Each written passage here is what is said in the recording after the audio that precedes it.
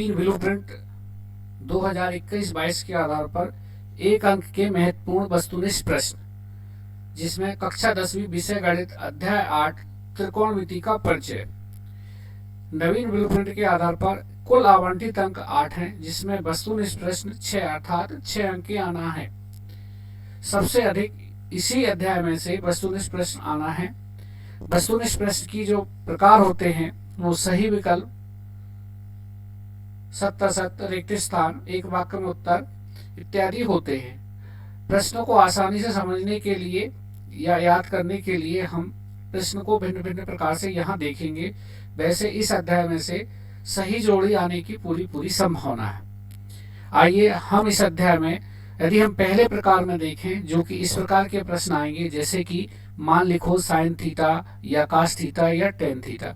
इसमें इस प्रकार के प्रश्नों में जो हम देखेंगे, अर्थात साइन थीटा का जो व्युत्क्रम होता है वो कोसेक थीटा होता है, अर्थात साइन थीटा का जो मान होगा 1/कोसेक थीटा, तथा कोसेक थीटा का मान देखें तो 1/साइन थीटा होगा। इसी प्रकार कास थीटा का जो मान होगा 1/सेक थीटा, या सेक थीटा का मान जो होगा 1/कास थीटा होगा। इसी प्रकार यदि देखें टेन थीटा का मान 1/काट थीटा, या काट थीटा का मान 1/टेन थीटा होगा। टेन थीटा को यदि साइन कास के पदों में लिखना चाहें तो टेन थीटा का जो मान है sine theta upon cos theta, तथा काट थीटा का मान कास थीटा बटे साइन थीटा होगा। दूसरे प्रकार में देखें, जो कि पूरक कोण अर्थात 90 माइनस थीटा के रूप में हमें मान पूछे जा सकते हैं। जैसे साइन 90 माइनस थीटा का मान क्या होगा, कास 90 माइनस थीटा का मान क्या होगा, टेन 90 माइनस थीटा का मान क्या होगा। इस आधार पर यदि हम 6 त्रिकोणमितीय अनुपातों के मान पूरक कोण के रूप में देखें तो हमें प्राप्त होगा साइन 90 माइनस थीटा का जो मान है कास थीटा होगा, कास 90 माइनस थीटा का मान जो है वो साइन थीटा होगा, टेन 90 माइनस थीटा का जो मान है वो है काट थीटा होगा, काट 90 माइनस थीटा का जो मान है वो टेन थीटा होगा, सेक 90 माइनस थीटा का मान कोसेक थीटा, तथा कोसेक 90 माइनस थीटा का मान सेक थीटा होगा। दूसरे प्रकार में पूरक कोण से संबंधित प्रश्न वस्तुनिष्ठ प्रश्नों में पूछे जा सकते हैं। यदि हम तीसरे प्रकार के प्रश्न देखें, जो कि उनके सर्व समीकरणों पर आधारित होंगे, अर्थात जैसे कि 1 माइनस साइन स्क्वायर थीटा का मान कितना होगा, या 1 प्लस टेन स्क्वायर थीटा का मान कितना होगा। इस प्रकार के प्रश्नों का हल जानने के लिए हमें तीनों सर्व समीकरणों के हल देखना पड़ेगा।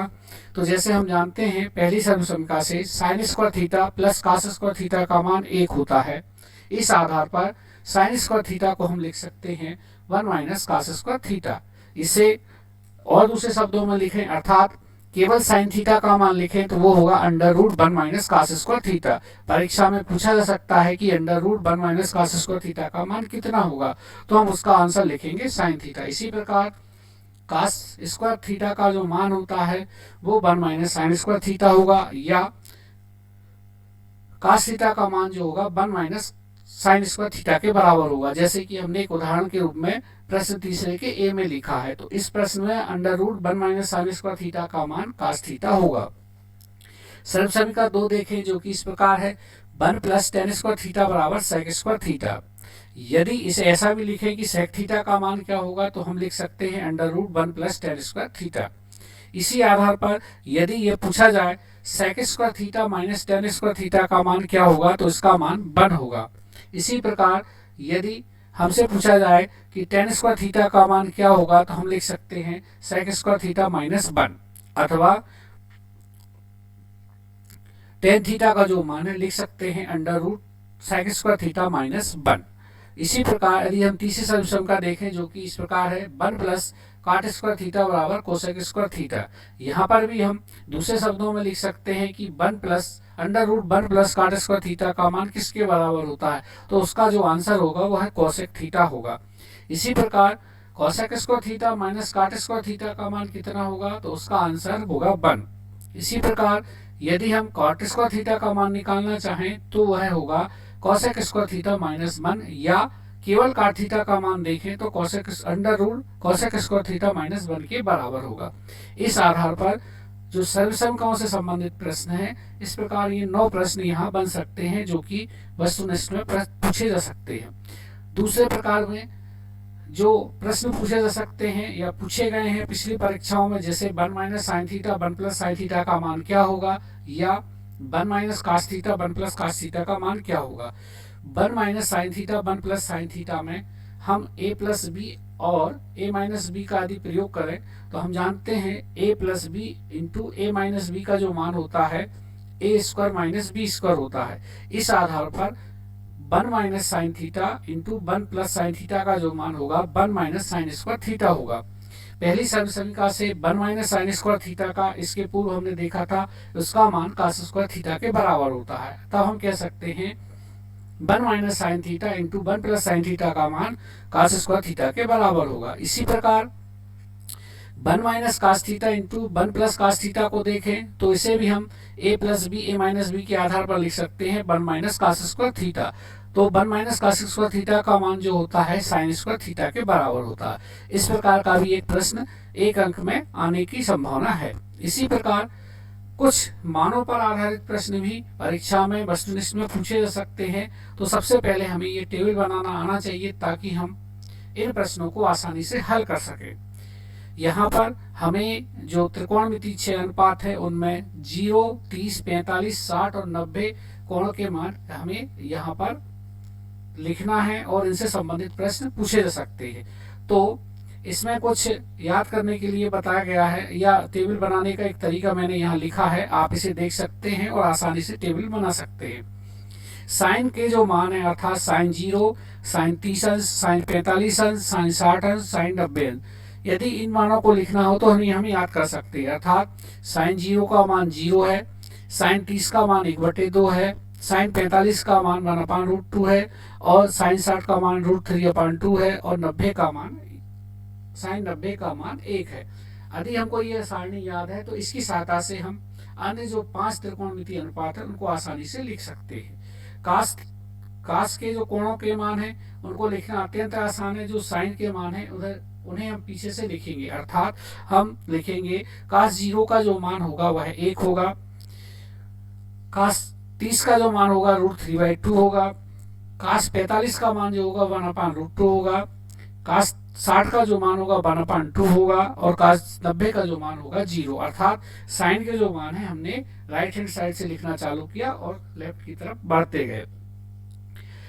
टेन थीटा का मान जो है जो ऊपर की लाइन है अर्थात पहली जो लाइन है बटा दूसरी लाइन, माने पहली लाइन के मान ऊपर लिखना है और दूसरी वाली लाइन के मान नीचे लिखना। इस आधार पर यदि हम टेन थीटा का मान निकालें अर्थात पहली लाइन में 0/1, 0/1 का मान 0 होगा तो टेन 0 का मान 0 होगा। इसी प्रकार यदि टेन 30 का मान निकालना है तो ऊपर की लाइन में 1/2 है और नीचे की लाइन में √3/2 है। यदि 2 से 2 को निरस्त करते हैं तो टेन 30 का मान जो होगा 1/√3 होगा। इसी प्रकार यदि टेन 45 का मान निकालें तो ऊपर 1/√2 है और नीचे भी 1/√2 है। इससे इसको निरस्त कर दें तो एक बार निरस्त होगा अर्थात टेन 45 का मान 1 होगा। इसी प्रकार टेन 60 का मान देखें तो ऊपर का मान √3/2 है और नीचे का मान 1/2 है, तो 2 से 2 को निरस्त कर दें तो इस आधार पर टेन 60 का जो मान है वह √3 होगा।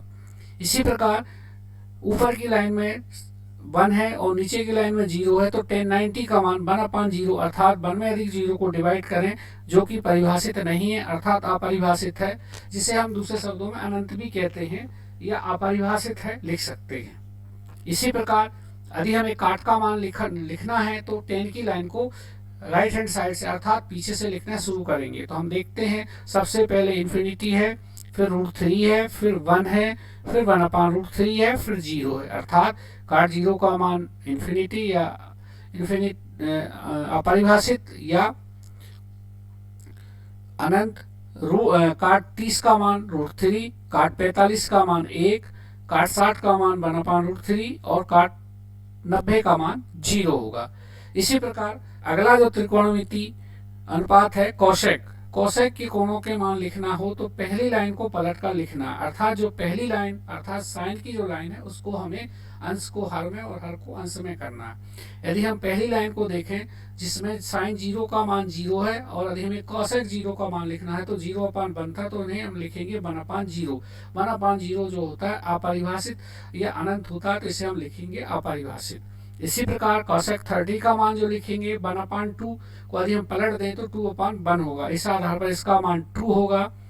इसी प्रकार cosec 45 का मान लिखें तो पहली लाइन के मान को पलटें तो √2 के बराबर होगा। इसी प्रकार यदि cosec 60 का मान लिखें पहली लाइन को पलट कर लिखें तो 2/√3 होगा। इसी प्रकार यदि हम cosec 90 का मान लिखें यदि अर्थात 1 को पलटें तो केवल 1 प्राप्त होगा। और sec का मान हमें फिर से पुनः पीछे से लिखना अर्थात राइट हैंड साइड से लेफ्ट हैंड साइड की ओर बढ़ना है। तो सबसे पहले 1, फिर आएगा 2/√3, फिर √2, फिर 2 और फिर अपरिभाषित। इस प्रकार यह टेबल आसानी से बनाई जा सकती है। इस टेबल के आधार पर भी वस्तुनिष्ठ 1 या 2 पूछे जा सकते हैं। तो यदि हम ये टेबल बनाना आता है तो हम वस्तुनिष्ठ प्रश्नों को आसानी से कर सकते हैं।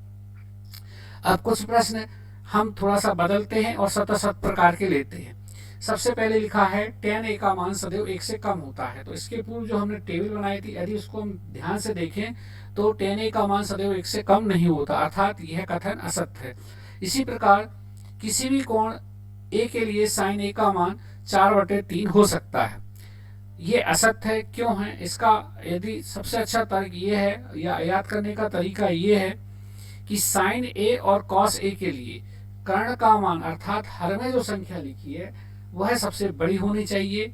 यदि यही प्रश्न cosec और sec में पूछा जाता है तो इसमें अंश की संख्या बड़ी होना चाहिए, अर्थात कर्ण जो होता है त्रिभुज में सबसे बड़ी भुजा होती है, इसलिए सबसे बड़े मान sin cos में हर में आना चाहिए और cosec sec में अंश में सबसे बड़ी संख्या आना चाहिए।